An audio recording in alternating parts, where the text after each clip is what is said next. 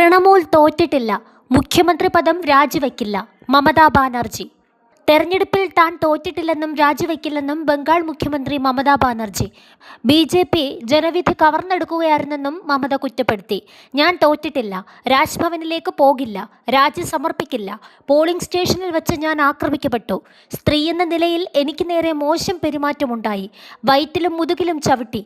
വോട്ടെണ്ണൽ കേന്ദ്രത്തിൽ നിന്ന് എന്നെ പുറത്താക്കി. CCTV ഓഫ് ചെയ്തിരിക്കുകയായിരുന്നു, മമത ആരോപിച്ചു.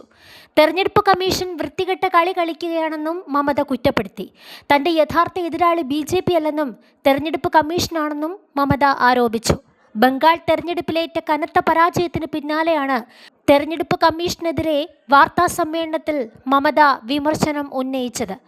ബംഗാളിലെ തെരഞ്ഞെടുപ്പിൽ മമതാ ബാനർജി നേതൃത്വം നൽകുന്ന തൃണമൂൽ കോൺഗ്രസ് കനത്ത പരാജയമാണ് ഏറ്റുവാങ്ങിയത്. 1.5 പതിറ്റാണ്ടുള്ള തൃണമൂൽ ഭരണത്തിന് അന്ത്യം കുറിച്ച് ബംഗാൾ BJP പിടിച്ചെടുക്കുകയായിരുന്നു.